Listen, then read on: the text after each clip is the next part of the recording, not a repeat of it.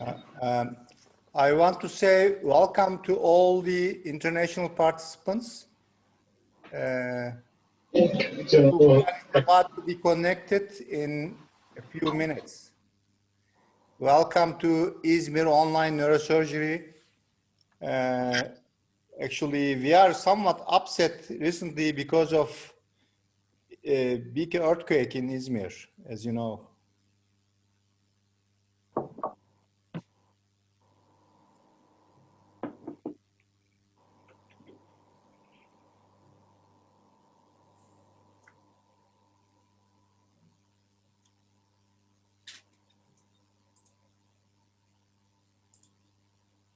Bağıran mı şey yapacak? Evet hocam. Evet.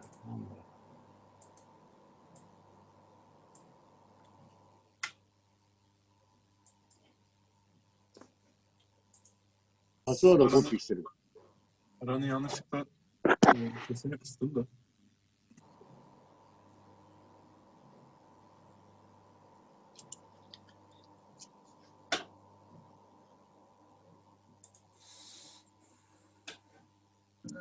Gayet merhaba. Hoş geldin. Mehmet.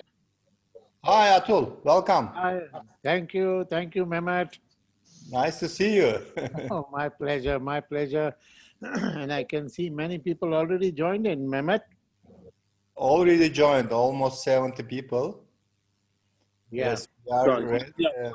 We have. Bugün hocaların hepsi gelmeye başladı. Ben de bir gün arabayla bıraktım Metin Hoca'yı. Bir kaydını yaptı dedi. Bizim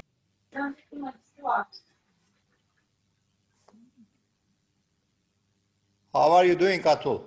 I'm very well, Mehmet. Thank you. And how are you? I understand your big earthquake in your city. Yes. We have, and some apartment buildings have collapsed, and then we have some losses of lives there. Oh. More than 100. And your boat is gone, eh? Yeah, yeah. But you could find it. It was amazing. A small tsunami has happened. Yeah. In the sea. I can see some faces I can recognize, my friend.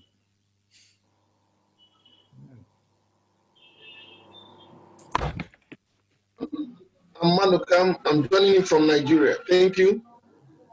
Hi, welcome.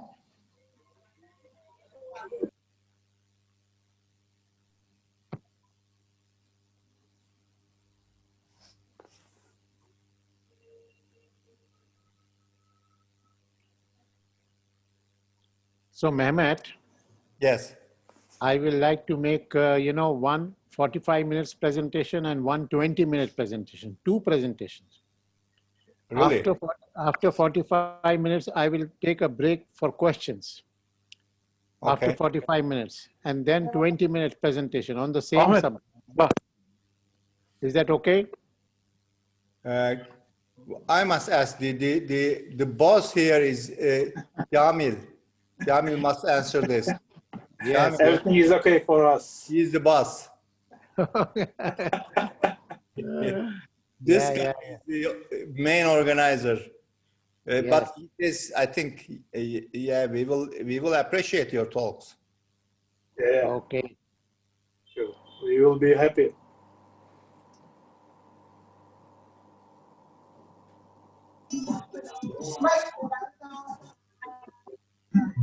Abi 97 oldu. Saatte geldi. Saat 6 oldu. İstersen başlayabiliriz. Aydoğan sesleri kısalım. Evet bana. Hello everyone. Before meeting, I want to say something about the earthquake which occurred last week in İzmir, in Turkey.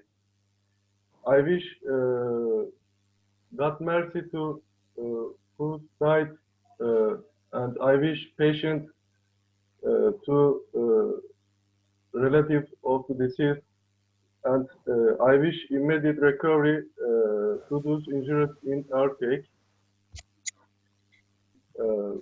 Welcome to our online conference today. Before moving on, dear Goel, let me introduce our team. I will be moderator of the meeting with Professor Zileli. My name is Baran Taşkala. I am neurosurgeon in Istanbul Başakşehir City Hospital. Today, Dr. Aydoğan Tekin is host of the meeting and is a neurosurgeon in Atatürk Education and Research Hospital in İzmir, which I graduated 10 months ago. Are you ready, Aydoğan? Yes, yes, I'm ready. This online education program was started with the initiative of Associate Professor Hasan Kamil Sucu, which is the program manager of the same department, and continues with the contribution of all the residents. We are happy to see that the participation increasing day by day. I kindly ask you to keep your microphones turned off during the meeting of the lecturer in order to avoid voice and noise pollution. You can ask your questions not by opening your microphones, but by writing on the text chat part of the Zoom program. At the end of the presentation, your questions will be forwarded and will be discussed. Mutual discussion isn't appropriate with the format of our program. Now, I would like to present our lecturer, Professor Dr. Atul Goel. Actually, Mr. Goel is a quite famous person, and he doesn't give any introductory speech. I am sure many of the people here know much more about him than I am going to say. But procedure is procedure. I will complete the procedure. Dr. Goel has been serving as the head of Neurosurgery Department at Mumbai King Edward Memorial Hospital from 1998. Also, he is consultant neurosurgeon of many hospitals too. He is chairman of Journal of Neurosurgery and section editor of World Neurosurgery. He is currently on the editorial board of the Journal of Neurosurgery Spine Section, Board Journal of Neurosurgery, Journal of Korean Neurosurgery.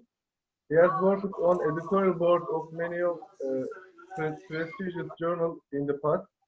He is the chairman of the Craniovertible Junction and Spine Society, which we currently together have this meeting jointly. He is founder member of Schoolway Society in India. He is member of many prestigious societies and has served as their president in the past. He wrote the book, The Craniovertible Junction, Diagnosis, Pathology, Surgical Techniques, which published in 2011. He has many national and international awards, and number of the publication in peer-reviewed and PubMed index journals are 523. Professor Goel, please welcome. Thank you, Dr. Taskala. Thank you, Mehmet. I can see Abdul Rahim, and I can see many other faces, and I'm very happy to be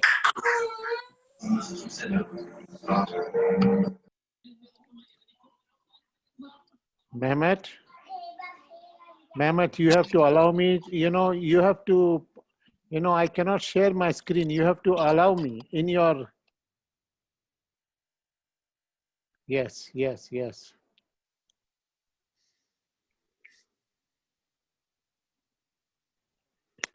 Can you see my screen now? Can you see my screen? Yes, Professor, we can see. Okay, so I'm very happy and very honored to present, my lifetime work on craniovertebral junction, and I hope you will enjoy this. So I will, craniovertebral junction is very important for neurosurgeons and for spine surgeons and those who want to do complex spine, because it is highly result-oriented. Kind of complex cases, you can give new life. You can absolutely give new life. You can give new neck and you can give new hands, you can give new legs, and you can give breathing, you can make them work, you can give them new life. On the other hand, if you do not understand craniovertebral junction and you try to operate these cases, you can kill them, you can make them worse, and you can devastate them. So it is important for us to understand craniovertebral junction. It is not easy, it is a complex subject. It is like, this is the pillar, and the pillar bifurcates like this. So to hold the roof, this is bifurcation of the pillar. Similarly, this bifurcation of the two joints, one is atlanto-axial joint and one is occipito-atlantal joint. Occipito-atlantal joint is the most stable joint of the body. Atlanto-axial joint is the most mobile joint of the body, most mobile.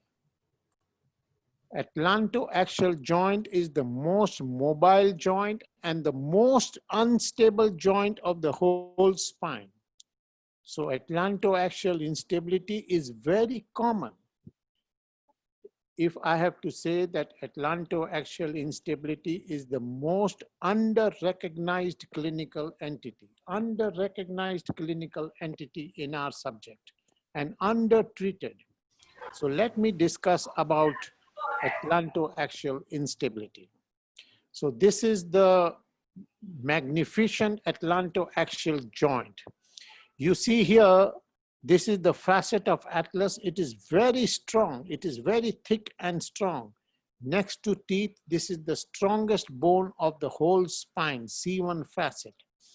See the number of ligaments attachment on the upper part of the atlas. There's too many ligamentous attachment. On the other hand, you see the undersurface of the facet, the lower surface of the facet. There are no ligamentous attachment or attachment seen. So occipito-atlantal joint is the strongest and the most stable joint of the body. Atlanto-axial joint is round and flat. It allows rotatory movements, flexion, extension, and also it allows instability. So instability of the atlanto-axial joint is because there are more movements, there is more instability. More the mobility, more the instability. If you see the spinous process of C2, this is C2 spinous process, is the largest spinous process of the whole spine. Transverse process of the atlas is the largest transverse process of the whole spine. Transverse process of atlas allows rotatory movement. Spinous process, large spinous process allows flexion extension movement. So this is a atypical vertebra.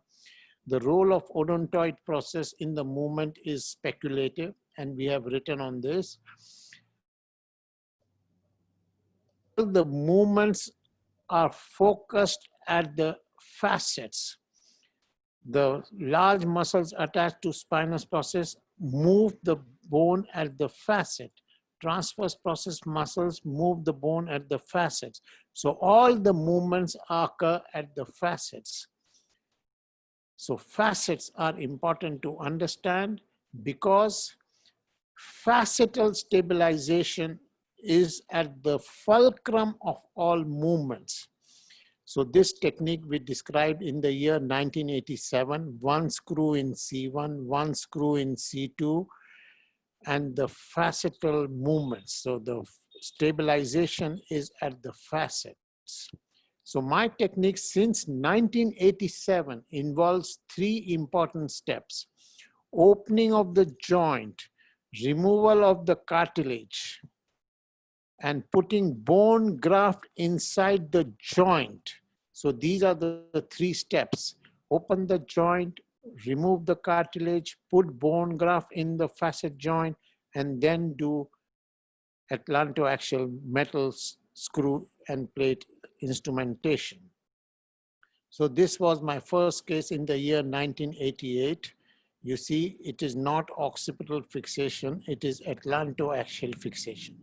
So as we have progressed, we have over 2,650 cases with such fixation. So C1-C2 fixation. Mobile atlantoaxial instability. Mobile, you see it is flexion, there is unstable. In extension, it is stable. And there are reactive changes in the spinal cord and atlantoaxial fixation. This is the youngest patient of mine, 7-month-old child. So you can have instability in a child and in an adult. Just a minute, please.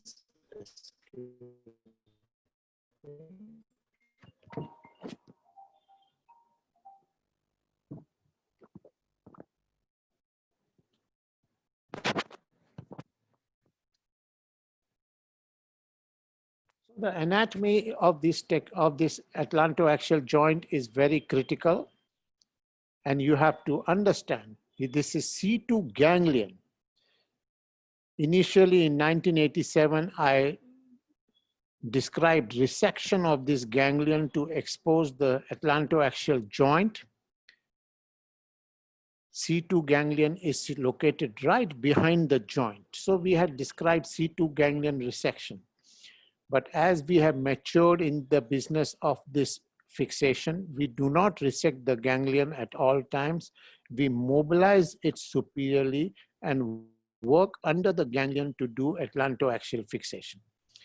Another very important anatomical understanding that one must have is the understanding of the vertebral artery. Vertebral artery, as it goes from C6 to C4, C5, C3. In C2, the vertebral artery is the more difficult to understand because there is a medial course of the artery here. And to put screw in the C2 facet, you have to understand the anatomy of the vertebral artery. So we described 9 quadrants, and the medial and upper quadrants are the most suitable to introduce screws like this.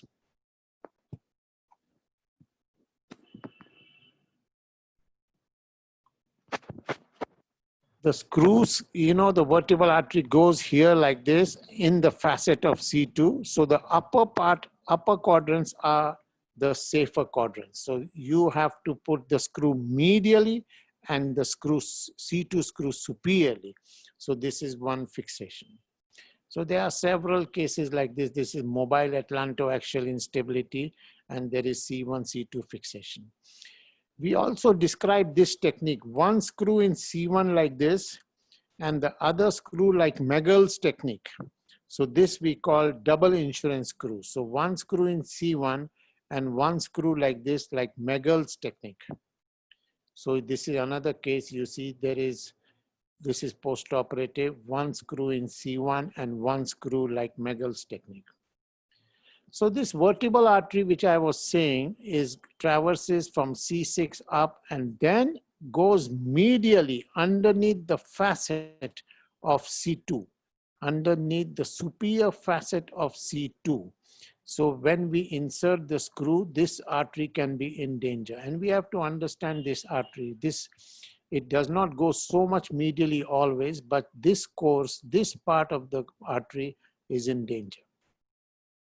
So you have to understand the anatomy of the artery very nicely before operation, and we use these kind of models. You see, these kind of models are used to, if the artery is here, the pedicle is so small, so we have to know how the artery is going. So I make these kind of 3D models in complex cases so that we know exactly where to put the C2 screw, where to put the C1 screw. And this is very important to know the vertebral artery location. So I had described these 3-dimensional models for craniovertebral junction surgery. So now very carefully, please see at this C2 vertebra, this is the superior facet of C2, superior facet. And then there is inferior facet of C2. So there, the inferior facet is very much posterior. And they are not in line like the other facets of the rest of the spine. So C2 facet, the superior facet is anterior, inferior facet is posterior, and you have to introduce the screw like this in the superior facet. So when the vertebral artery is in a little bit complex situation, you can use the inferior facet to put the screw. If the superior facet, you are having problem, in rare situation, you can use inferior facet, like I will show you here. See, this is the C1, and instead of superior facet, you can use the inferior facet. The vertebral artery is in relationship to the superior facet. So you can use very effectively the inferior facet like this. Caudally directed inferior facetal screws. So now you see here the vertebral artery is very high riding here. So you may not be able to put the screw here. So what I have done is one screw here and one screw in the inferior facet. So you can use the inferior facet in rare situation. Now this is the case, you see this is the unstable atlantoaxial joint, and you see the C1 screw I have put, but C2 I am not able to put because of the destruction here. So I have used inferior facetal screws. Other thing is, you see, as the vertebral artery goes up in the superior facet, you can actually mobilize the vertebral artery to put the screw in rare situation. Now you see this mobilization of vertebral artery. As it goes up like this, you can drill the posterior surface of the facet and mobilize the vertebral artery and then do screw fixation. So mobilization is a new technique that we have described. So this is the case, this is the unstable spine. You see there is a big vertebral artery high riding loop here. So what we have done is we have mobilized the vertebral artery and then introduced the screw. So mobilization of the vertebral artery is a very important technique. You see the very high riding vertebral artery. So you drill the posterior surface and mobilize the vertebral artery like this and then introduce the screw. In some rare situation, possible. In some situations where you are not able to do because of some reason, you can use the spinous process like this. We describe the spinous process and spinolaminar junction and laminar screws. So this article was actually the first where we describe screw insertion in the spinous process, in the spinolaminar junction, and in the lamina. So this is the patient, and this was very old. I don't do these things now, but just to show you, one, I could not put C1 screw. This is very old slide. I could not put C1 screw. I could not put C2 screw. So I used occipital bone and spinous process to hold the occipitocervical implant.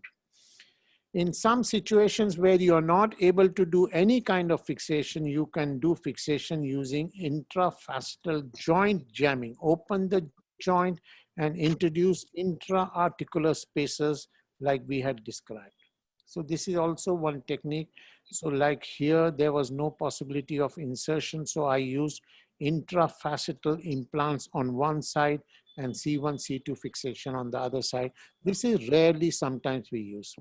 Sometimes in rare situations where you are not able to put C1 screw because you know of assimilation or some high riding basilar invagination, so you can use transcranial insertion. So if this screw you cannot put directly, you do a small craniectomy and then do direct insertion of the screw in the C1. It is possible in rare situation if you are having difficulty. You can imagine I never now put occipital screws, never. Occipitoaxial plates are never used. So these are the complex situations where I have used transcranial insertion and transfacetal C2-3 insertion to do this complex fixation. Now, this is the case I earlier used to do occipitocervical fixation. So in my current understanding, craniovertebral junction instability means atlantoaxial instability. Occipito-atlantal instability is extremely uncommon. So craniovertebral junction instability means atlantoaxial instability, and occipitocervical fixation is not necessary.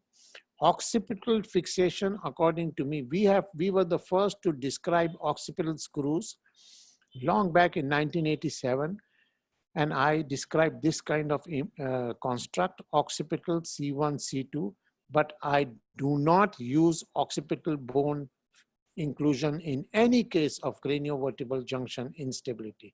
So occipital fixation, is it necessary? My answer is no, it is not necessary. Now I will show you various kinds of instability. You see, in extension, there is no instability. In flexion, the whole thing goes inside, and you see the huge fixation, the whole spine is fixed. So we called it vertical, mobile, and reducible atlantoaxial dislocation. Now you know the whole world of craniovertebral junction changed with the concept that there is nothing like fixed atlantoaxial instability. Earlier, do you know, those who are senior in the audience will know that atlantoaxial dislocation was called fixed or mobile. So we introduced this concept that there is nothing like fixed atlantoaxial instability, and you can reduce atlantoaxial instability. Those who are in this business of craniovertebral junction know that this concept has completely revolutionized craniovertebral junction surgery. So open the joint, distract the facet, and reduce the dislocation. So this is a fixed inflection extension. There is no movement. So open the joint, manually distract the facet, and reduce the dislocation. So this is another case, fixed atlantoaxial dislocation.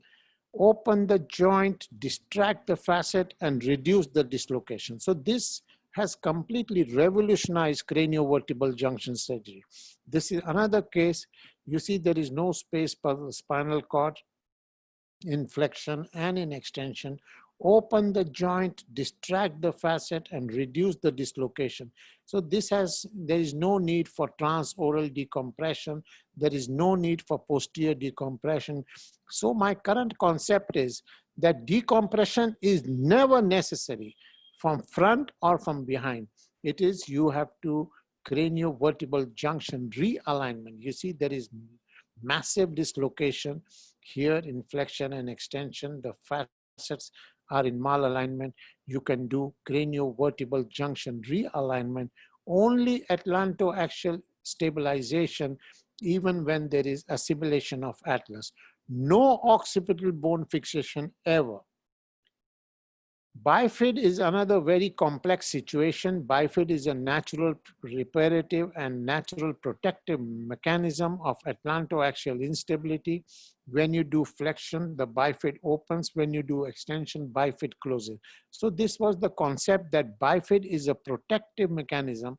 Unlike spina bifida of the lumbar spine, this is a protection. So when you do flexion, the facets go laterally. So there is a mobility, and facets go laterally, and there is a realignment of these facets, and the shape also of the facets can change. So this is a case of trauma. When there is a fracture of the arch of atlas, the facets go laterally. So this is a lateral dislocation, and this patient needs open the joint, reduce the dislocation. So manual realignment of traumatic dislocation like this.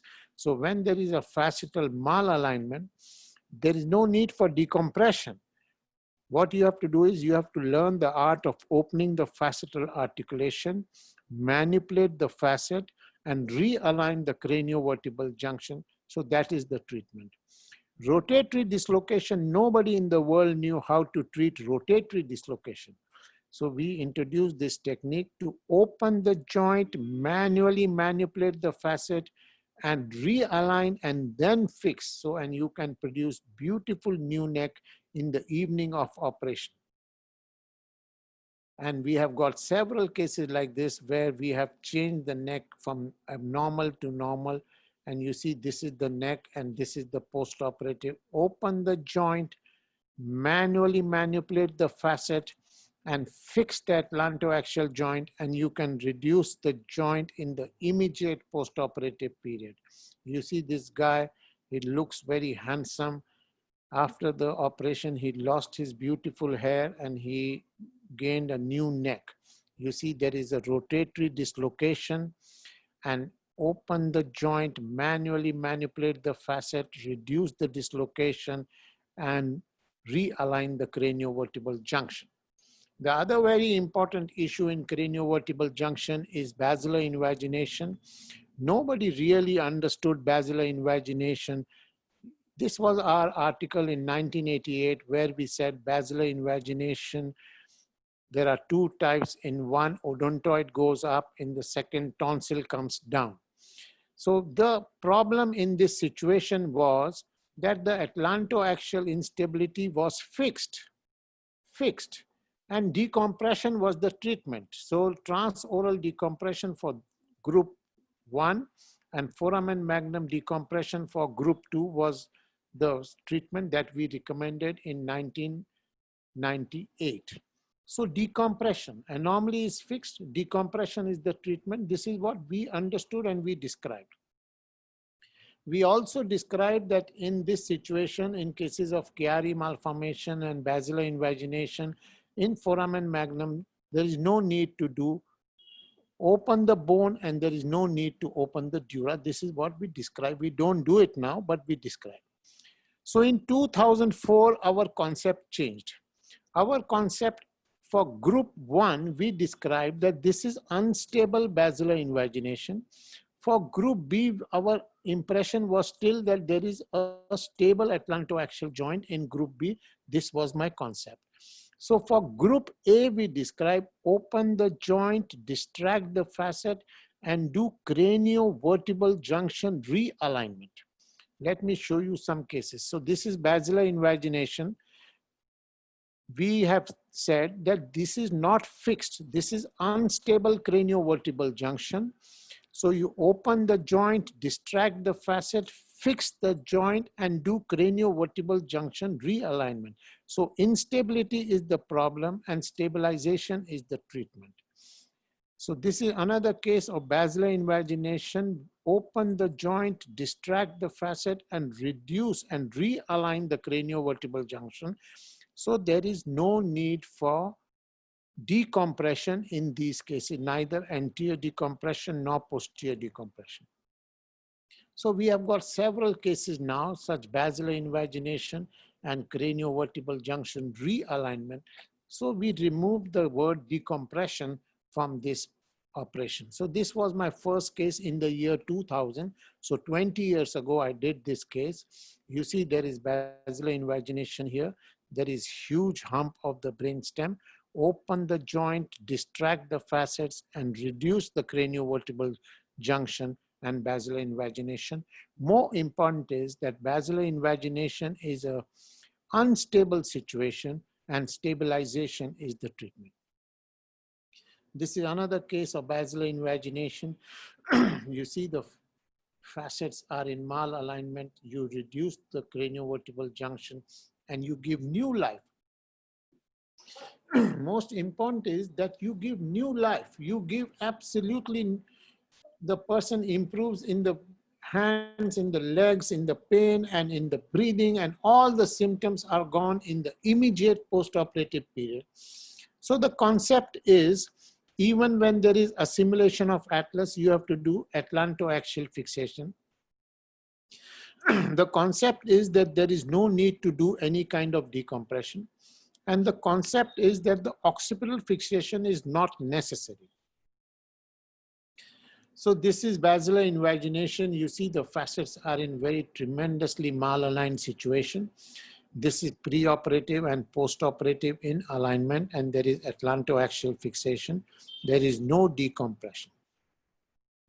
This is another case. You see in flexion, it goes up. In extension, it comes down. So there is a vertical instability. And you see postoperative, there is complete reduction and realignment of the craniovertebral junction. This is another case of basilar invagination. You see the facets and you see the craniovertebral junction realignment. Another beautiful case, you see in flexion extension, the vertebral arteries are in difficult situation. You have to understand the vertebral artery. Even when there is a simulation of atlas, you have to do. There is no question. You cannot do occipital fixation. It is a suboptimal kind of fixation. These are unstable situations, and you need to stabilize these patients. This is huge basilar invagination. And you see the facets are in difficult situation, but you can do craniovertebral junction realignment. You see, even if it is incomplete, doesn't matter. Instability is the issue and stabilization is the treatment. So we completely demolished. Transoral surgery is now completely removed from my department for more than 20 years or more, even more. So transoral decompression is never required in craniovertebral junction instability. Now I want to take you to another beautiful concept. There is acute atlantoaxial instability and there is a chronic atlantoaxial instability. Chronic means for over 20 years, over 30 years. And when there is a chronic atlantoaxial instability, there are several natural reparative gains. Several things happen which are natural and protective, like short neck, torticollis, clipal file abnormality, bone fusion, platybasia, C1 assimilation, C2-3 fusion, and several other problems. You do atlantoaxial fixation and you reverse. You see, these are long-standing musculoskeletal changes due to chronic atlantoaxial instability. So this torticollis is not primary. It is not congenital. It is due to atlantoaxial instability. Clipal file abnormality is not primary. It is due to atlantoaxial instability. C1 assimilation is not primary. It is due to atlantoaxial instability. Platybasia, basilar invagination are not primary. They are due to atlantoaxial instability. You do atlantoaxial stabilization, you can return the neck in the evening of operation. Not only return of torticollis, but even the short neck can become long neck. So that is the beauty. You see, this is the torticollis and this is immediate postoperative. In the immediate postoperative period, there is long neck and the torticollis has gone. So torticollis, short neck, and a whole range of musculoskeletal abnormalities, which we call abnormalities. They are not abnormal, they are protective. So these, you can have a return of neck. You see this turn neck and you can have a straight neck. So all these problems are due to atlantoaxial instability. You stabilize the atlantoaxial joint and these things will return back to normal. So this is another beautiful smile. Not only the neck and the torticollis, but the hands become normal, the legs become normal, the pain goes, and the person starts living a normal, beautiful life. So this is torticollis and this is return to normal. This is basilar invagination. This is reduction and fixation. So there are several cases with me now where there are return of the neck becomes long, neck becomes straight. The issue is you have to learn atlantoaxial stabilization. Bone fusions, several bone fusions are not primary. They are secondary to one problem, and that problem is atlantoaxial instability. You do atlantoaxial, when there is cervical fusion, you have to do atlantoaxial stabilization. You see, there is multi-level cervical fusion. There is no compression at the atlantoaxial joint. But you do flexion extension, you see an unstable atlantoaxial joint. Bone fusions are secondary and bone fusions are protective. You do atlantoaxial stabilization in this person, in this young girl, and you give absolutely new life. This patient was a very high profile politician's daughter. She was not even breathing properly. In the evening of operation, she could sing and she could have a wonderful breathing, which she never had in her life. Bifid, as I mentioned to you, it is a protective, you do flexion extension. So this bifid is also a natural protective maneuvering. So you see, when there is bifid, there is atlantoaxial instability. When there is spina bifida, When there is spinal fusion, it is atlantoaxial instability. When there is assimilation of atlas, there is atlantoaxial instability. When there is platybasia or basilar invagination, there is atlantoaxial instability, and you have to do atlantoaxial stabilization. So these bone fusions, bifid atlas, are all manifestations of atlantoaxial instability, and you have to do atlantoaxial stabilization. I recently published my series of 190 cases, and 100% recovery. All patients in my series have recovered. Os odontoideum is a secondary manifestation of atlantoaxial instability. Os odontoideum is a protective phenomena. You know, this entity is not very well understood. When there is os odontoideum like this, many people do occipitoaxial fixation. Many people do transoral decompression. Absolutely wrong. You have to do atlantoaxial fixation. Open the joint, reduce the dislocation, and fix the joint. That is the treatment. Decompression is not the treatment. So I have got several cases of os odontoideum, and there is what you have to do: open the joint, remove the cartilage, do atlantoaxial fixation. That is the treatment. So I talked about musculoskeletal abnormality. Now I'm saying that in chronic atlantoaxial instability, syringomyelia, Chiari malformation are secondary neural transformation or neural alteration. They are not primary, they are secondary to atlantoaxial instability. Syringomyelia, you put a tube in the syringomyelia, that is a negative operation. Do not treat syringomyelia, because syringomyelia is helpful and not harmful. It indicates the presence of atlantoaxial instability. Now I will discuss the issue of central or axial atlantoaxial instability. This is a new entity, and believe me, my dear friends, this has the potential of completely revolutionizing the field of craniovertebral junction and cervical spine. So you remember what I'm saying. Complete revolution in the cervical spine. So I wish to introduce to you the issue of central or axial atlantoaxial instability. So we had talked that basilar invagination is due to facetal instability like this, facetal listhesis, like lumbosacral listhesis. So this is the case. This is the listhesis of C1/C2, like lumbosacral listhesis. So this is an unstable situation, and you need to stabilize. You don't need to do decompression. You need to do stabilization. So this is another case where there is a C1/C2 listhesis, and there is basilar invagination. You have to do C1-C2 fixation because this is an unstable situation. Now I want to show you, like this we know, C1/C2 listhesis. There is increased atlantodental interval, and this is the only parameter to show unstable atlantoaxial joint and compression of the neural structures. Now you see this one. This is type 1. This is type 2. Facet of atlas is in front of facet of axis. Facet of atlas is behind the facet of axis. You see here, front, behind. So this kind of basilar invagination, there is no unstable atlantoaxial joint here, no atlantodental interval disturbance, but there is type 2 unstable spine, and this patient needs stabilization. This patient does not need decompression. So this is my new concept.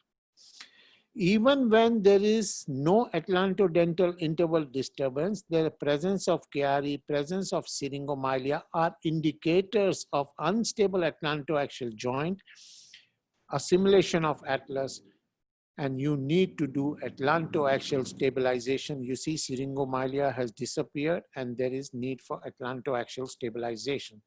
So we must see the facetal malalignment, and we must do atlantoaxial stabilization.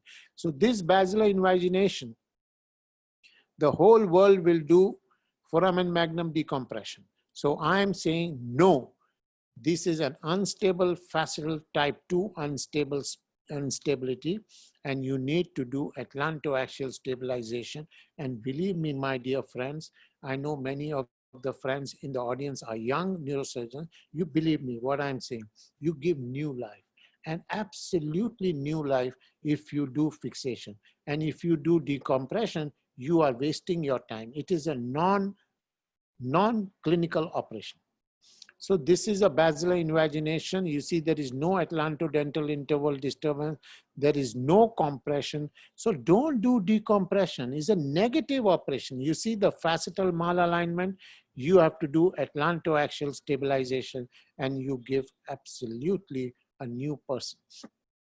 You see there is atlantodental interval disturbance a little bit.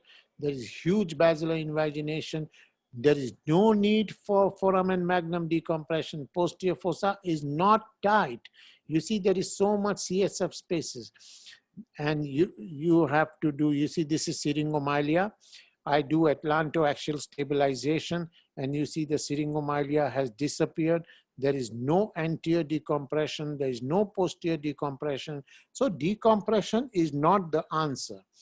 There is no facetal malalignment. There is no atlantodental interval disturbance. The presence of basilar invagination, presence of Chiari are indicators of unstable atlantoaxial joint, and atlantoaxial stabilization is the treatment. You see there is basilar invagination, syringomyelia, no atlantodental interval disturbance, no posterior fossa tight, syringomyelia. There is facetal instability. There is assimilation of atlas. Do not do occipital fixation. Do atlantoaxial fixation, and you give new life to these patients. There is another case. You see Chiari malformation, syringomyelia, no atlantodental interval disturbance, no facetal malalignment. This is an unstable atlantoaxial joint. So basilar invagination is always associated with an unstable atlantoaxial joint. Whether it is group A, whether it is group B, there is need for atlantoaxial stabilization. Basilar invagination, syringomyelia, and Chiari malformation are related to atlantoaxial instability. Foramen magnum decompression of any kind is a negative, is not a good operation, all right. I'm not saying it is a good operation. I'm saying it is a bad operation. It is a negative operation. So atlantoaxial instability is the cause of Chiari malformation, and atlantoaxial fixation is the treatment. You see there is Chiari malformation, and there is syringomyelia. You see the facetal malalignment. Any kind of decompression can be a bad operation. Do atlantoaxial fixation, and you reduce the syrinx. So I have got several cases now. There is facetal malalignment. There is no atlantodental interval disturbance. I do atlantoaxial stabilization. You see the syringomyelia has reduced. Whether the syringomyelia reduce or not, that is not the issue. The patient will improve remarkably in clinical manifestation. Chiari malformation, no facetal malalignment, no atlantodental interval, atlantoaxial fixation is the treatment. You see there is no atlantodental interval disturbance. There is no facetal malalignment. There is big basilar invagination, assimilation of atlas. There is atlantoaxial fixation. You see the syringomyelia has disappeared. The tonsil has regressed. More important is the patient recovers remarkably. Remarkable is the key word. You see syringomyelia, Chiari malformation, no atlantodental interval disturbance, no facetal malalignment. You do atlantoaxial fixation, and you do give a new human life in the evening of operation. So there are Chiari malformation was, many people asked me about this, letters to editors and things like that. Just see few cases, there is no problem. There is a problem here. The syringomyelia has recovered. There is another case of Chiari and syrinx and no facetal malalignment. And there is a spacer. I don't put spacers often. No problem, no problem. Chiari malformation, no tight posterior fossa, atlantoaxial fixation is the treatment.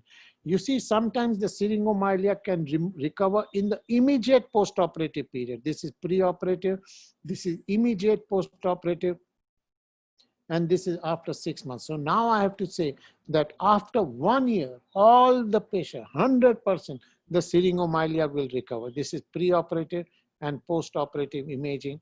This is no problem. There is some unstable and the syringomalia recovers.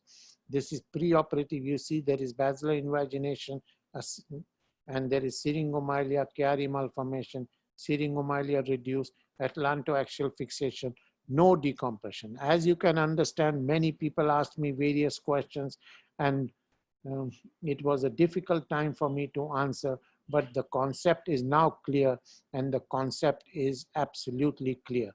So when there is no craniovertebral junction bone abnormality, no basilar invagination, even then there is the presence of Chiari and syrinx can indicate the presence of an unstable spine and you need to do atlantoaxial stabilization. The syringomalia will recover. There is preoperative, see the atlantoaxial joint, see the odontoid process, atlantoaxial fixation. Syringomalia, Chiari malformation, see the atlantoaxial joint, see the facetal alignment, see the syringomalia has gone, atlantoaxial fixation, no decompression of any kind. This is one another case, syringomalia, Chiari, no problem, no problem. This is another case of, see the facetal malalignment in this case, and this is the tonsil has regressed remarkably. You see the tonsil has regressed. So syringomalia, the syringomalia has regressed, atlantoaxial joint instability, atlantoaxial joint stabilization, preoperative, postoperative, atlantoaxial stabilization. Another case, you see huge syringomalia, Chiari, basilar invagination. So whether there is basilar invagination or not, whether there is any other kind, whether there is syringomalia or not, whether there is bone fusion or not, these are all complex related to chronic atlantoaxial instability and you need to do stabilization. Syringomalia, no problem here, no problem here, atlantoaxial stabilization, syringomalia gone. Whether syringomalia goes or not, that is not the issue. The patient has to recover. And I have to say that patient will not just recover, patient will be cured. So just one case I am going to show you. This is immediate postoperative, immediate. You see the walking has little bit improved, not little bit. This patient is cured and this patient is cured forever. This patient came with 6 nerve weakness here. You see there is Chiari and there is facetal malalignment and the 6th nerve recovered immediate after surgery. So these are complex issues. The fixation is not easy, but if you can do, you can give new life. So one patient, this is one patient I will show you, has been treated several times, 13 operations for foramen magnum decompression, shunt, and ventriculoperitoneal shunts and things like that. And then he comes to me and then I do atlantoaxial fixation and he gets a new life. You see there is a shunt here, foramen magnum decompression, there is syringomalia, multiple operation, and this patient also gets a new life. So what I will do is I will now like to stop and I will like to have questions and then I will go further if you will ask me. So Mehmet. Yeah. Hi Atul. Very precious talk, really. We enjoyed it a lot. Thank you very much. We reached more than 200 participants. Thank you for your name. It happened. I will start by in the row asking the questions. One thing is that which technique provides more stable joint, using superior or inferior facet of C2? No, inferior facet should not be used. Inferior facet is a inferior technique. Superior facet is the best. I am saying only when there is a very high riding vertebral artery and you are not able to put a screw. Suppose you are not able to put the screw in C2 because of the vertebral artery. Then in those situations, you can use inferior facet in a desperate, as a salvage, not as a regular. Right. If you have moved the vertebral artery and you place the screw afterwards, do you place anything to avoid screw arterial fistulization? Was that? I couldn't understand, Mehmet. Yeah, I mean, if the screw is touching the vertebral artery, do you scare of that? No, I will put some Surgicel or gel foam or some kind of material there, but it is not really necessary, not necessary. Okay. The usual question that there is a lot of bleeding from venous structures. How do you deal with them? See, the problem is there can be venous bleeding. It is not easy. This operation is not easy. This operation is dangerous. This operation can lead to huge blood loss. But if you can do it, you give new life.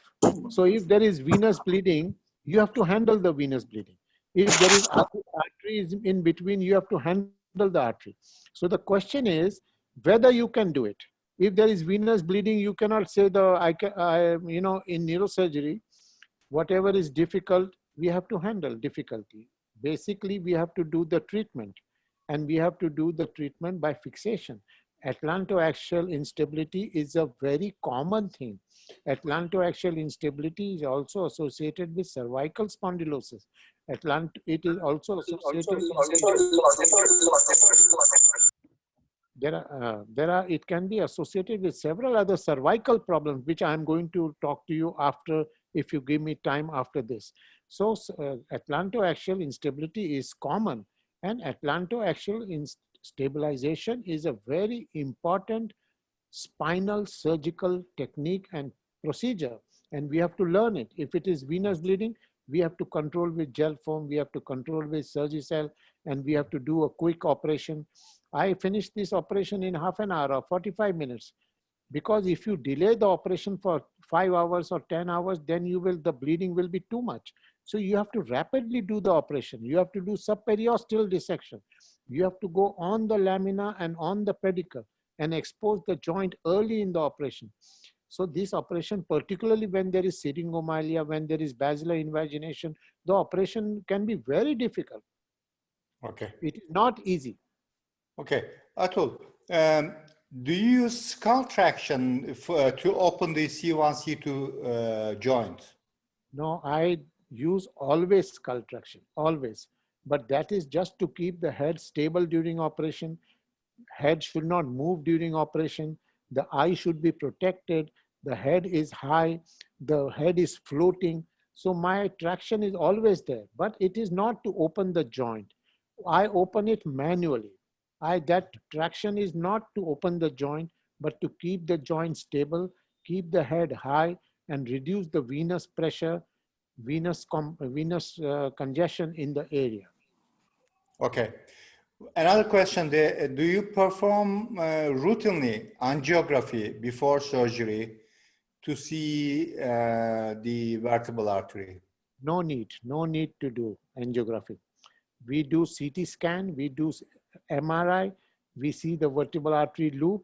In complex situations, I use 3D models, which I showed you, 3D models. So angiography per se is not, but CT angiography, MR angiography is helpful in this situation. Okay. One question from Dr. Deepak Singh, I think Indian.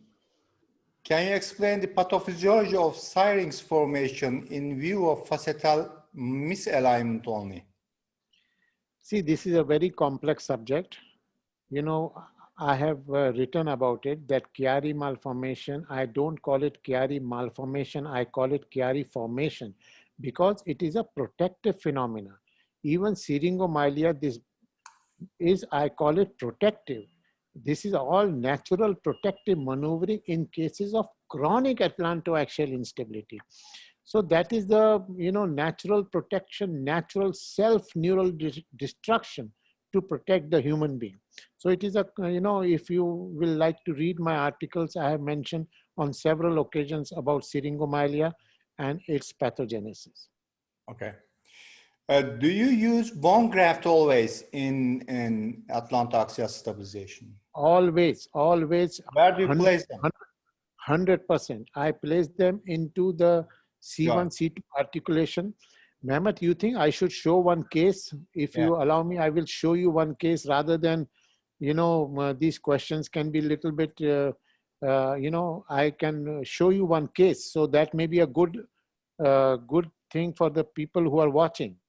You want me to show a case? Atul, there is actually, they haven't asked here, but at the beginning you were placing a spacer there. Now you are placing just a bone graft. Yeah, I described this. I used to place spacer on a regular basis earlier, but I have now changed because my concept is that bone fusion, stabilization is the key. And you put more bone graft in the joint, it becomes more, the fusion becomes more. I use spacers a little bit less commonly in cases of very severe basilar invagination, where I need to distract and where I'm not able to do C1-C2 proper stabilization with screws. So I use it as a stabilizer rather than as a, distractor. Okay. A Turkish participant, Dr. Ayhan Kanat, is asking the rate and size reduction of syrinx. Have you seen recurrence of syrinx size after? This is a very important question. Let me answer this properly. See, syrinx will regress 100% of time in about 1 year's time. In about 15% of patients, the syrinx size will regress. After 48 hours, you do MRI, syrinx size will regress. My answer is that reduction of syrinx is a good issue, but it is not a very important thing. What is important is that the patient should recover, and patient should recover remarkably. Little bit, here and there is not. I am saying, and you listen very properly because, I see more than 200 people watching and many of you are young. I am saying, and you keep it very clear in your mind, I am saying the person will get new life in the evening of operation. New life means the breathing improves, the voice improves, the person can sleep properly, sleep apneas go, tingling in the hands and power in the fingers improve in the evening of operation. The pain in the shoulder, the myelopathic pain in syringomyelia and Chiari, immediate in the evening of operation, finished. So this is an important operation which we must learn. And I have got several people in the audience I see are my students. From Turkey also, I see some people who have been trained with me here in Mumbai. Some Turkish students I can see. And I will like to invite you, if you are having, some confusion and some doubts, I wish that you can come and spend some time in my department. We are doing, even during Corona times, many of these cases, new life in the evening of operation. Yeah, okay. Actually, there are two questions, one from Dr. Yasin, one from Dr. Vehbi. Both are similar questions. They want to stress or want you to stress it, that the posterior fossa decompression androplasty is working. It is easy and less risky. Must we leave this technique and change our direction to C1-C2 fusion? See, you know what, if I had shown one paper of mine where in the year 1998, 22 years ago, I described foramen magnum decompression. For the first time in the literature, I said that the posterior fossa is tight and you do bone decompression. I said first time in the literature. In 1998, you read my paper, I have put on in my slides. As I understood this subject more, there is no question, there is no doubt, and you please do not keep this doubt in your mind that foramen magnum decompression will cure the person. Foramen magnum decompression, now you will ask me this question, many people ask me, like you do foramen magnum decompression, the patient improves, many patients improve. Then how the patient can improve after foramen magnum decompression?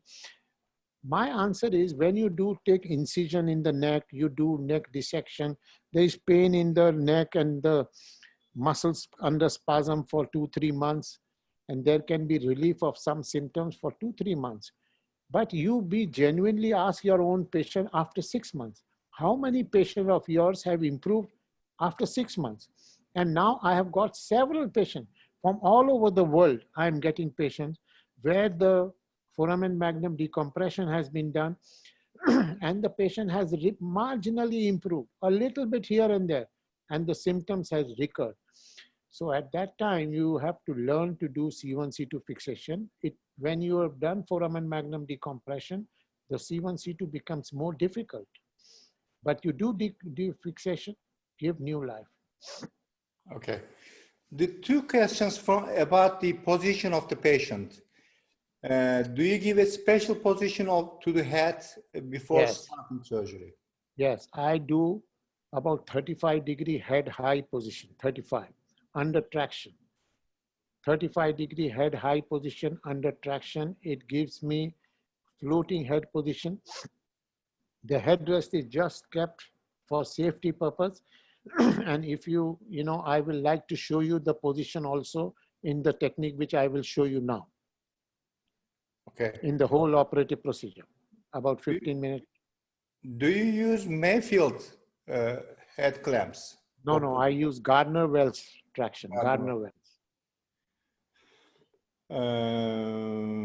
Have you done any vertebral artery injury during C1-C2 fixation? Many times. You see, I have done this operation more than 2,700 times about.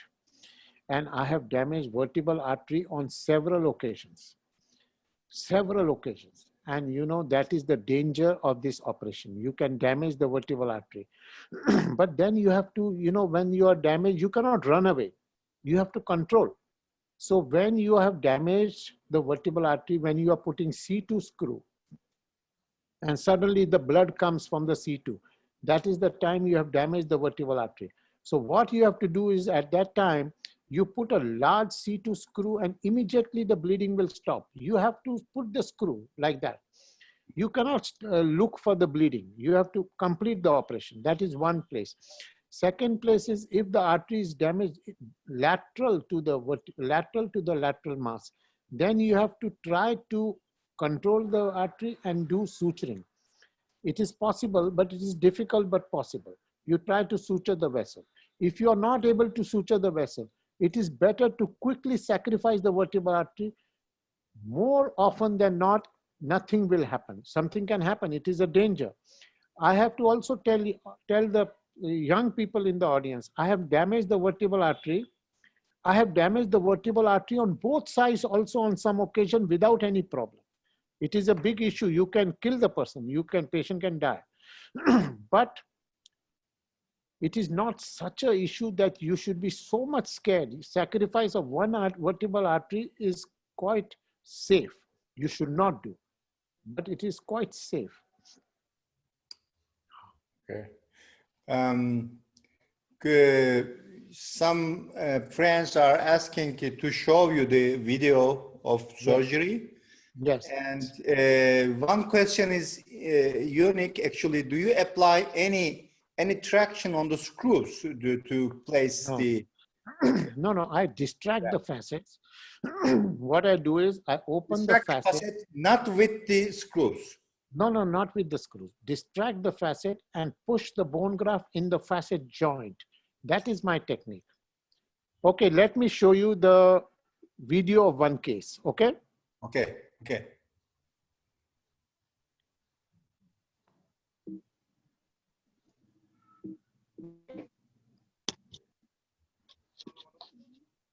Wait.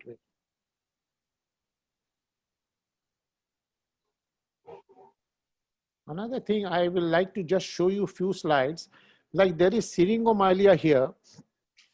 There is no Chiari malformation. Syringomyelia itself is a cause of atlantoaxial instability. If there is only assimilation of atlas, that is unstable atlantoaxial joint. Only fusion, unstable. Only platybasia, unstable. So you must remember this. See, there is kyphoscoliosis here. That is also a manifestation of atlantoaxial instability. And the you do atlantoaxial stabilization, the kyphoscoliosis will return in the quick. This is after 3 months of operation, the kyphoscoliosis has returned, has recovered. And the transcranial motor evoked potentials can recover during operation. You see, recovery during operation. So this is a very, very important, you must not neglect this. I'm telling you, you can give beautiful smile to these children and beautiful smile to the doctor in a very quick time. And you must, those who are afraid of atlantoaxial stabilization, I must tell you that foramen magnum decompression surgery can become historical. Don't be after that operation. So now let me show you the technique. So this is the technique. MRI scan. Wait, just a minute. Let me stop the voice here so I can talk myself.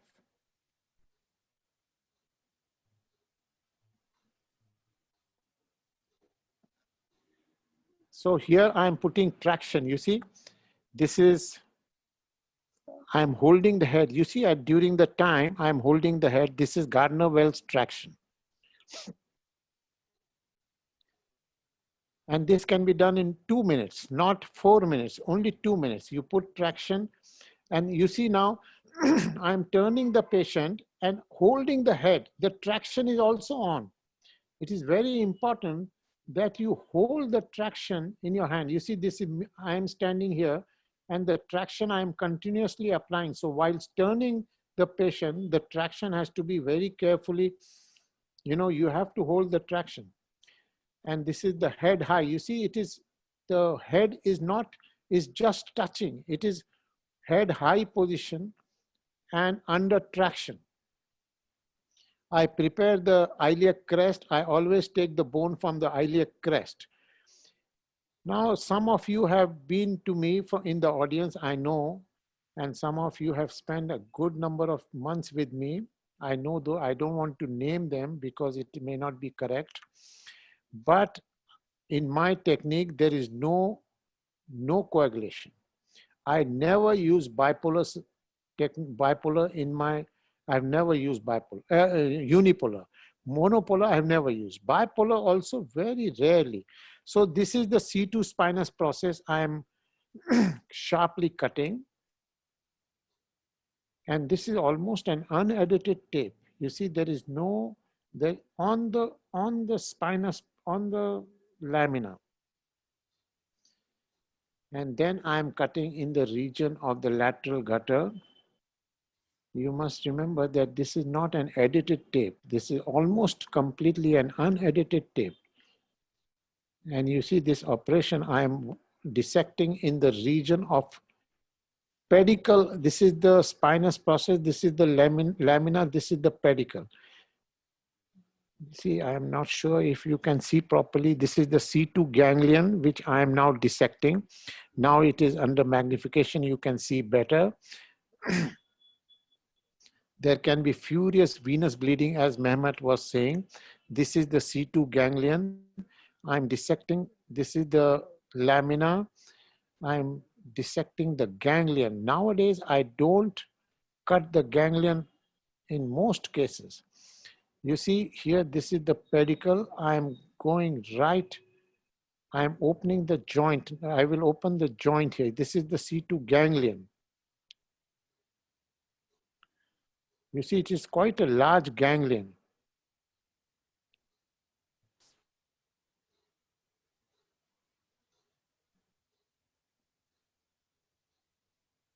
You see, I normally, do not cut, but here I am cutting just, this is a very old video which I had prepared.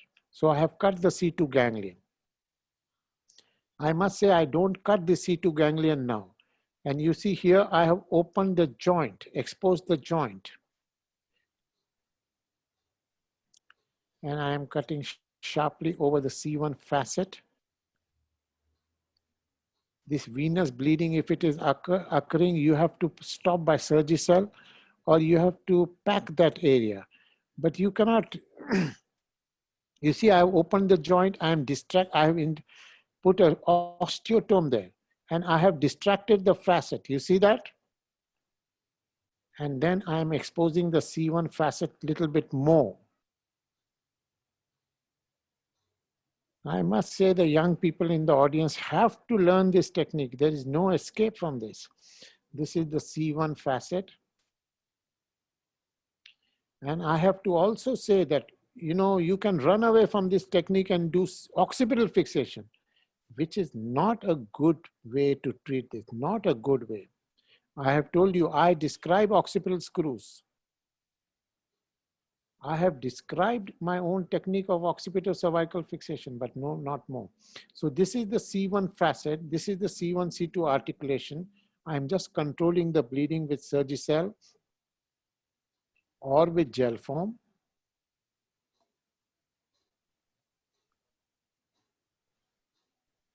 You see, this is C1-C2 articulation, which is quite widely open. The osteotome is in place. Now I will prepare. You see this bone graft I am putting in the joint. You see that? You see bone graft in the facetal articulation. And I put quite a bit of bone. You see quite a bit of bone.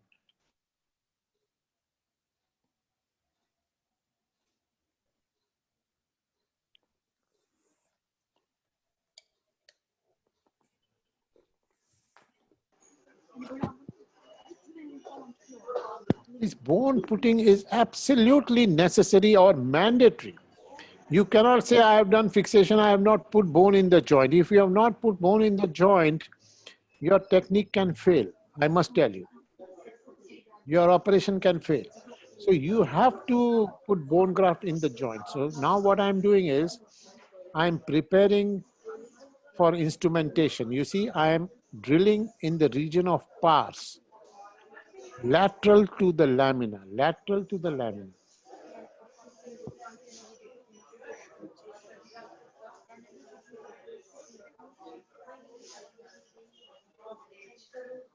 I'm drilling for my instrumentation. You will see now very soon.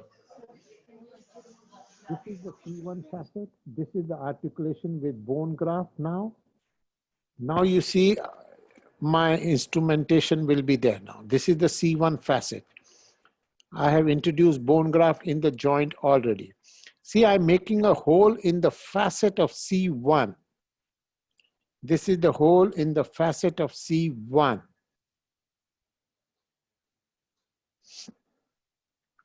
You can use polyaxial screws or polyaxial rod and screws, but I like this, my plate and screws, which are very, very strong and very much focused on the facets. So I have put the C1 screw and I have put a plate. You see, I had drilled this area so that I can move my plate on that area.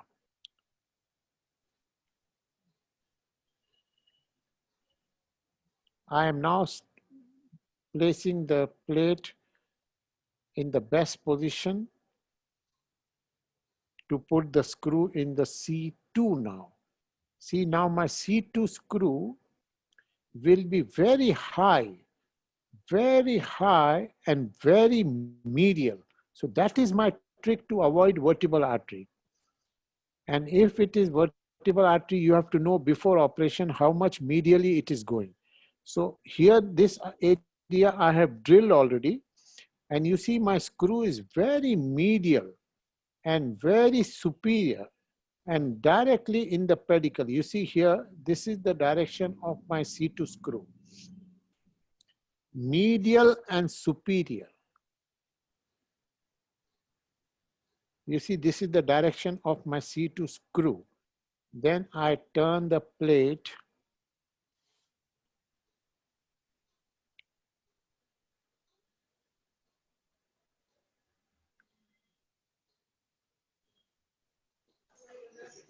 and then introduce the C2 screw.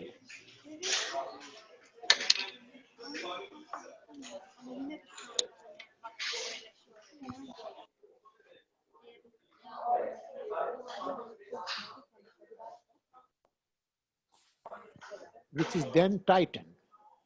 I must say that in this operation, you cannot accept any kind of compromise. If your screw is not having the grip, you have to change it. If your facet C1 screw is not strong, you cannot accept compromise because this operation gives new life. This operation is game changer for the person. Suboptimal, you say, oh, it is bleeding, so I don't put bone in the joint. That is a suboptimal fixation.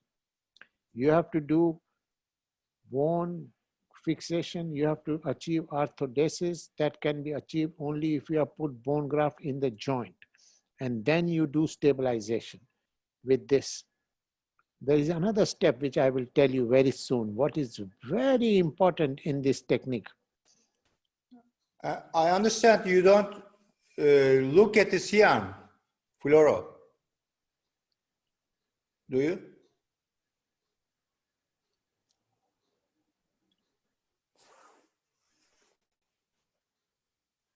Mehmet, you said something?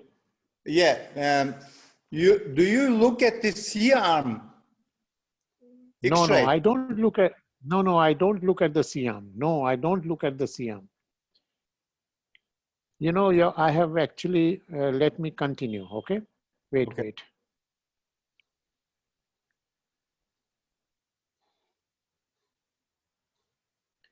Now I am doing on the other side.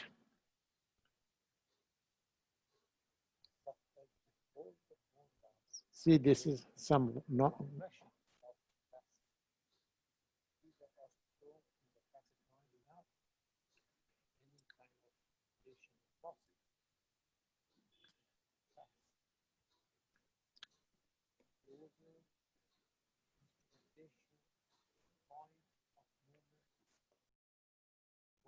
This is on the other side.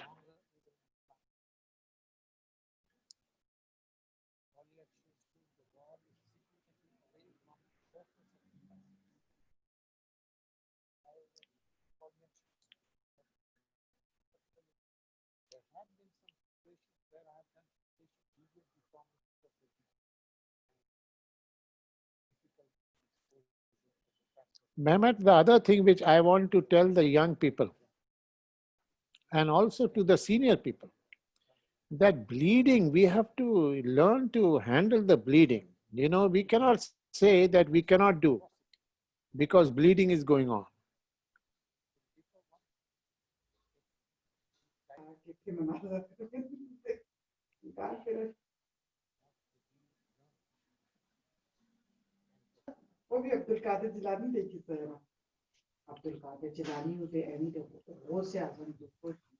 The screw diameters are 3.5. No, these are 2.8 to 3 millimeters diameter.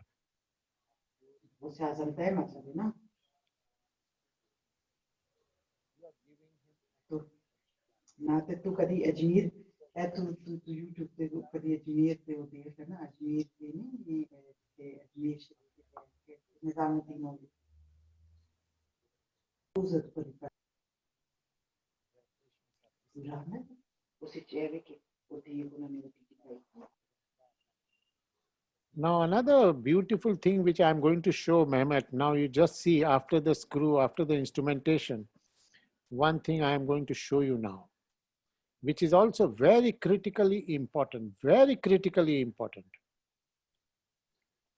You see, you have tightened the screw, you have completed the fixation. You have put bone graft in the joint. Now, you see this.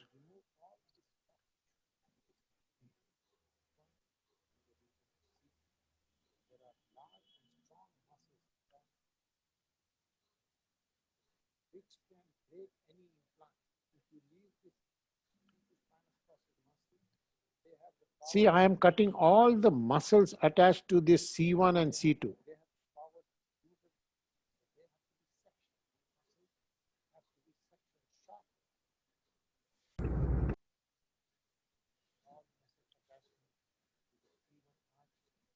All the muscles attached to the C2 spinous process. This is very critical step, Mehmet, very critical step. Then I drill. You see how I am drilling the spinous process?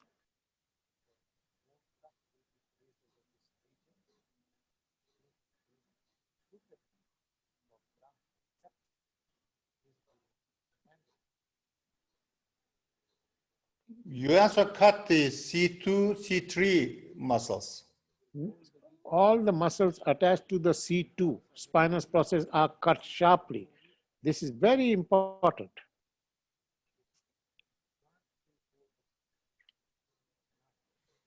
Now you see another thing. See how much bone graft I am putting here. You see here? This is also very, very important that you put bone graft here after making the area host bone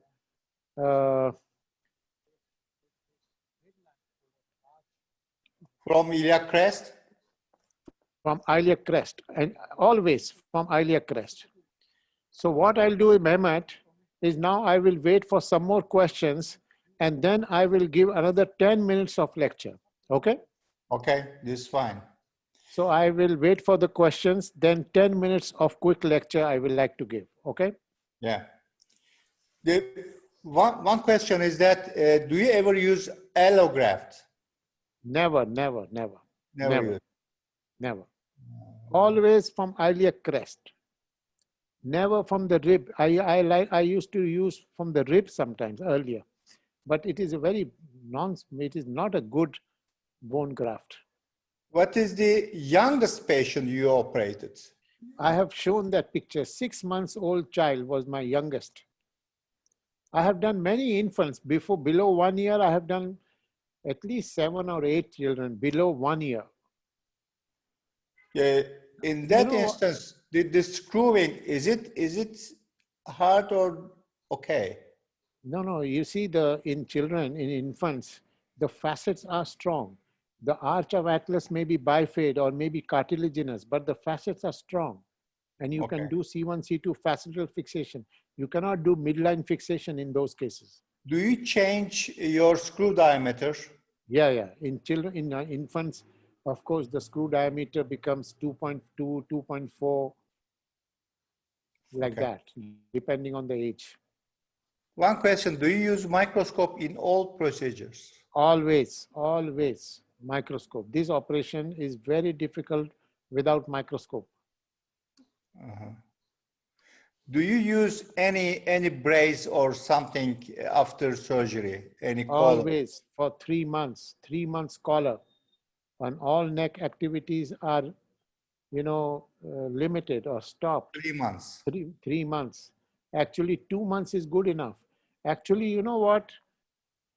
There was one patient I had re-explored in some other unit of some other doctor, and he had put bone graft, and I had re-explored in about 10 days. And in 10 days, there was bone fusion. So bone fusion can be very quick if you have prepared the bone, the host bone properly. In 10 days, the bone fusion can start. Okay. We understood that the screw diameter you use are 2.8 to 3 millimeters. Yes. What about the length of the screws? Length is 26 millimeter, 24 millimeter, 26 millimeter is my optimum length in adults. Okay.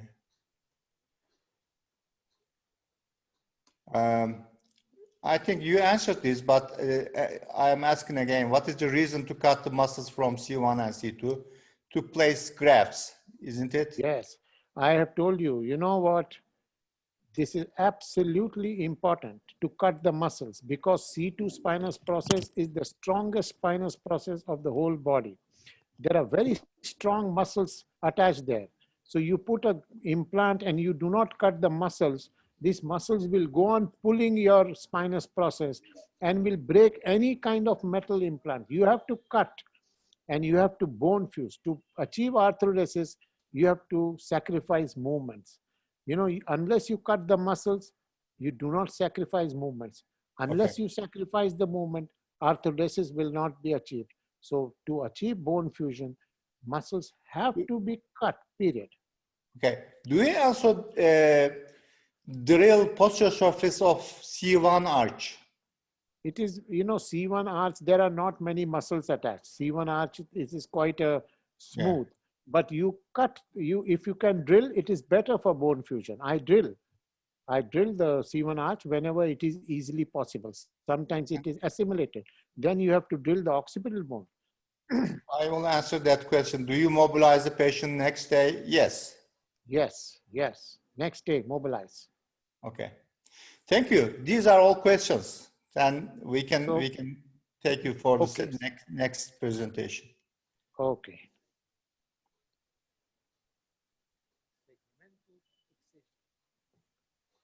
Now I want to discuss about craniovertebral junction instability and degenerative arthritis. You see, craniovertebral junction instability.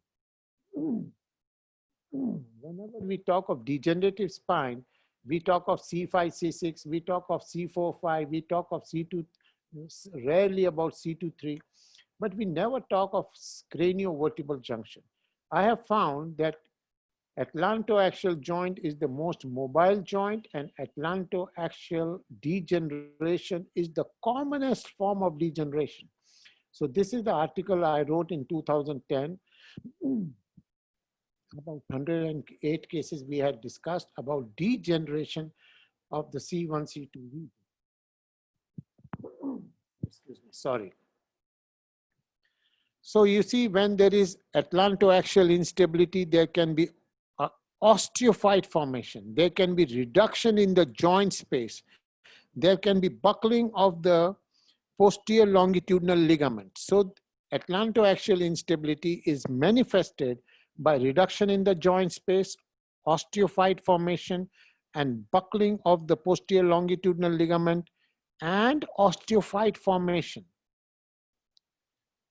So this is not os odontoideum. This is osteophyte formation in the apical ligament.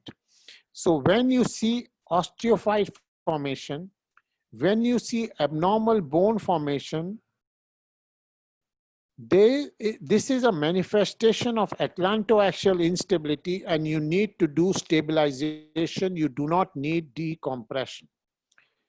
So this kind of osteophyte formation, you see apical ligament, there is atlantoaxial instability. This is an unstable atlantoaxial joint. You need to do stabilization. So this is apical ligament. This bone formation is a secondary to atlantoaxial instability.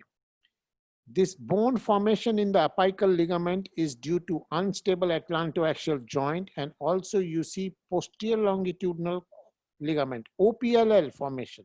So my concept is that osteophyte formation, OPLL formation, is a manifestation of an unstable spine.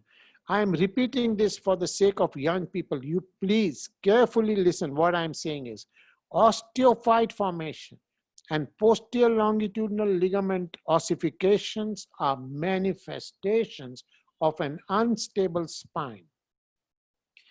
Retroodontoid, you see this ossification that you are seeing, retroodontoid ossification is a manifestation of atlantoaxial instability. There is no need to remove this. This is not primary, this is secondary. So retroodontoid ossification or pseudotumor is a manifestation of an unstable atlantoaxial joint, and you need to do stabilization. We mentioned this first in the year 2000. So this is in the 2004, I published this first case report where we said that retroodontoid mass or osteophyte, which I call it osteophyte, is not a primary process. It is secondary to atlantoaxial instability, and you do not need to remove this. You need to stabilize the joint. So there is a retroodontoid cyst formation. This cyst is not a primary phenomena. It is secondary to an unstable atlantoaxial joint. You stabilize the joint, this cyst will disappear eventually. May disappear in the post-operative period or disappear after 3 months. So what we said is that there can be a possibility of immediate postoperative disappearance of retroodontoid pseudotumor. So there is a cyst here. You don't need to remove this cyst. This is unstable atlantoaxial joint. This is secondary. You do atlantoaxial fixation. This can disappear in quick or immediate postoperative period. So you see this, there's atlantoaxial instability, there can be degeneration. So there can be degenerative spine in association in subaxial degeneration.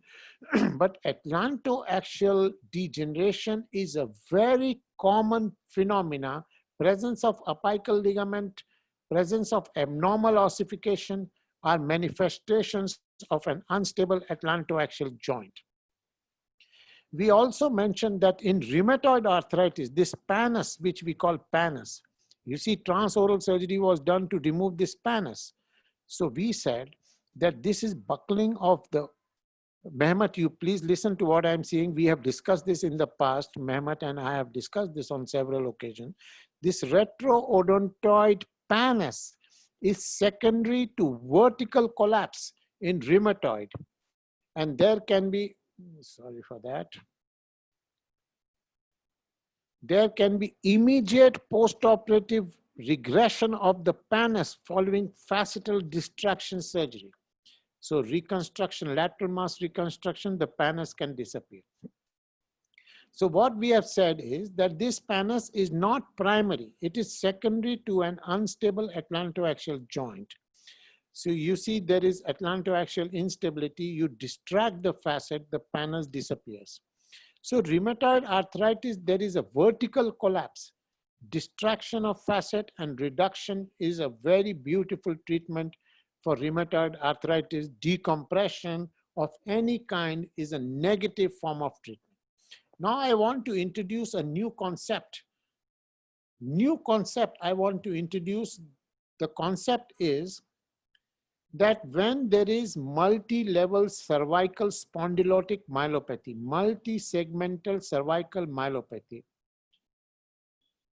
there is very commonly atlantoaxial instability is associated. Do not ignore it. So multi-segmental cervical spondylotic myelopathy is frequently associated with atlantoaxial instability. The second thing we said was that instability is the nodal point of pathogenesis. Instability, cervical instability or atlantoaxial instability. Instability is the nodal point of pathogenesis of both cervical spondylotic myelopathy and OPLL. Now let me show you. See, there is multi-level spondylotic disease. So what we have said is that multi-level instability is the problem and multi-level stabilization is the treatment. There is no need to do decompression. You see, there is central atlantoaxial instability. There is no compression at the atlantoaxial joint, but there is an atlantoaxial instability. So compression is not the issue. Now, please listen very carefully. Compression is not the problem. Instability is the problem. And atlantoaxial instability and subaxial instabilization is the treatment. There is no need for decompression. So you see there is a cord signal change, there is disc bulge, there is multi-level disc bulge. There is no compression here, no compression. But you see there is a facetal instability and you need to do atlantoaxial and subaxial stabilization, which is very critical. So cervical spondylosis in patients presenting with severe myelopathy has to be treated by fixation, which includes atlantoaxial stabilization. You see multi-level instability with and very severe myelopathy, no significant compression. We have said that ligamentum flavum bulging, osteophyte formation, reduction in the disc spaces are all due to multi-level spinal degeneration, multi-level vertical spinal instability, and it needs only stabilization. And I use transarticular stabilization, and there is a need to include atlantoaxial joint in the fixation. OPLL, nobody in the world knows the treatment of OPLL, and only decompression is the treatment. So there is OPLL, and only decompression is the treatment, and whole world is doing decompression. I am saying that decompression is a negative operation. This is secondary to spinal degeneration, and atlantoaxial instability is very frequently associated, and only fixation is the treatment. And you see the magic.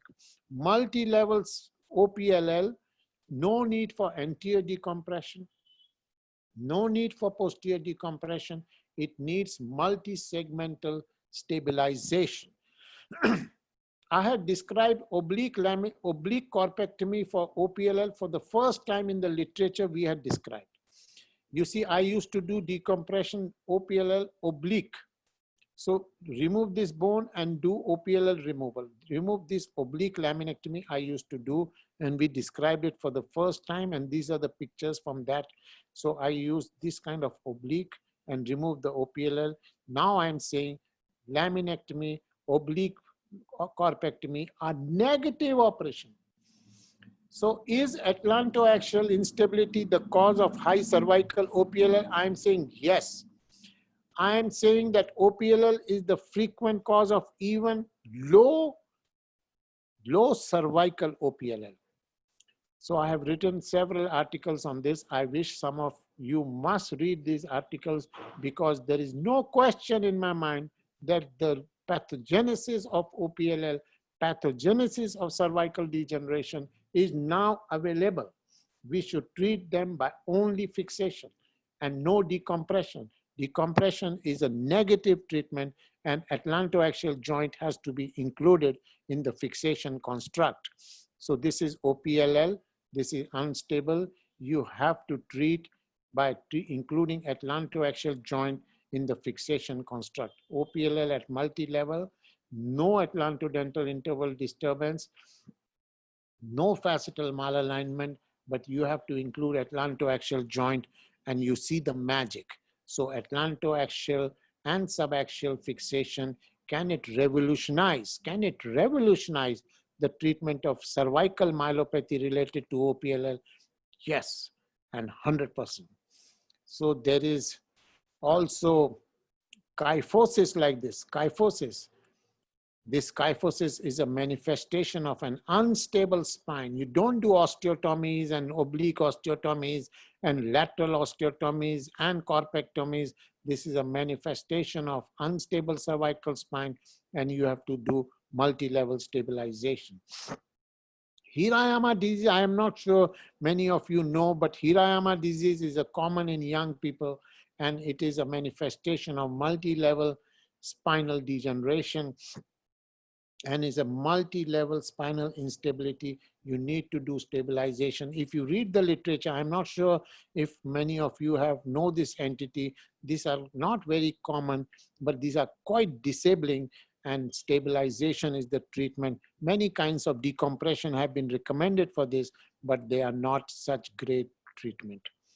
So my dear friends, thank you very much, and I hope you have enjoyed this presentation. Basilar invagination, syringomyelia, Chiari malformation, atlantoaxial instability is the cause. They are natural processes.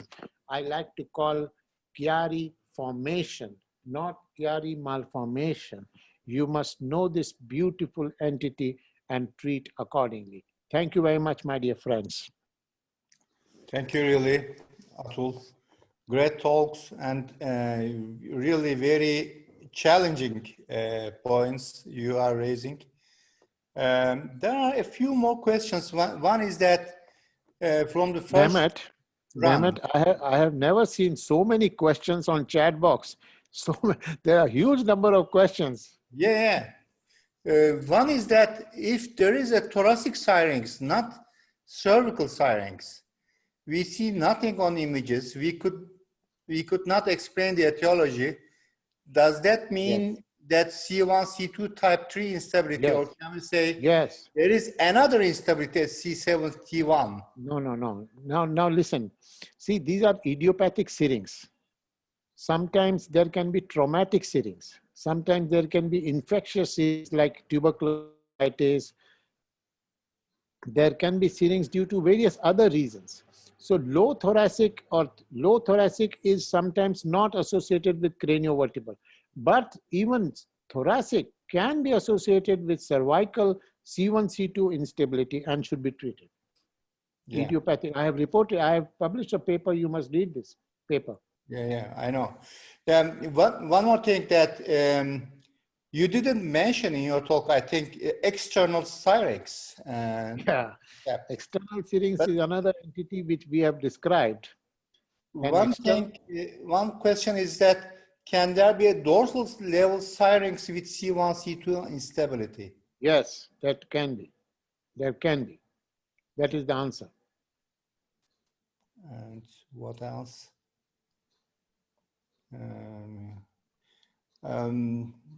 One question is doubting that I cannot imagine how only stabilization can heal all the symptoms in OPLL cases. See, I know it is difficult for people to accept, but this, I am telling you, a revolution is there, a revolution. You either ignore it or you take it. And if you want to take it, I will, there are some people in the audience from Turkey who have seen all this and they have worked with me. I will recommend that if you have doubts, and you must have doubts because you are treating by decompression all your life. Some of you are very senior. You have been doing decompression for 20 years, 30 years. I'm saying, stop it. Don't do it. I'm saying, whether you want to agree, you don't want to agree, that is on you. You see, this is a new concept, and this is not a new concept. This is a revolution, and take part in this revolution. Thank you. I know Mehmet also doesn't agree with many of these concepts. I know it. But Mehmet is my good. I agree. Yes, some of them he agrees, but some of them he will start agreeing very soon. And if he does not agree, I will make him agree. I will bring him to my department and show him for at least 10 days, several cases, and I will show him the magic. Okay. Now I see Abdul Rahim on the panel. Abdul, you are there? You can unmute Abdul Rahim. Baran, I think. Abdul, you are there? Yes, sir. Yes, sir. Abdul, I want you to say something. Now I want you to say loudly. You are a gentleman.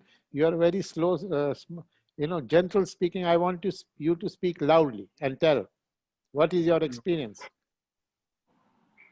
Hocam merhabalar. Sesim geliyor mu? Geliyor. Yes, I can hear. Hocam 2 sefer hocamın yanına gittim. 2014 ve 2019'da. No, can you speak in English? Can you speak in English? Okay. I see 1 years ago and 6 years ago I see Goel fellow operation. Really very good operation, and the C1-C2 post-operation one day mobilization and good mobilization, hand and voice, good voice, and post-operation syringomyeli and basilar invagination. I see post-operation. Yes, operation syringomyeli. Good. Have you seen some cases while you were here of OPLL? No. OPLL, yes, I have seen. I have operation one operation in this city. One operation, but I have one operation. Kamil, do you want to add something? Kamil Sucu?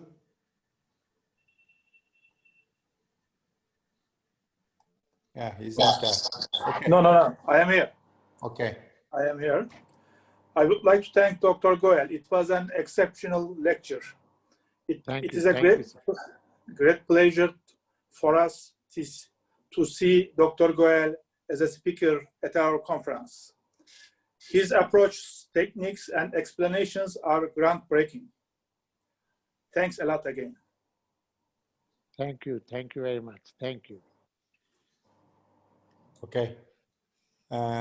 Baran, do you wish to add anything? I say for great presentation, thank you. We want to see the operation near Professor in Mumbai. We want to go to Mumbai too, as soon as we can possibly. I welcome you. I will want you to come. I'm most welcome. I will be very happy to have you come and visit me, and it will be my great pleasure and big honor. And when this corona goes, I will like to come to your beautiful country. I have been to Istanbul. I have been to Istanbul several times, and such a great country, such wonderful people. And you know, I miss Mehmet's boat. He had promised that he will take me in the boat, but he lost his boat in the. Yes. You should visit me in İzmir. Yeah. So thanks a lot, Atul. Yeah, it was a great talk and a very nice, very fruitful discussion. I thank all the participants for their patience and for their participation. I say goodbye. Thank you and bye-bye. Bye.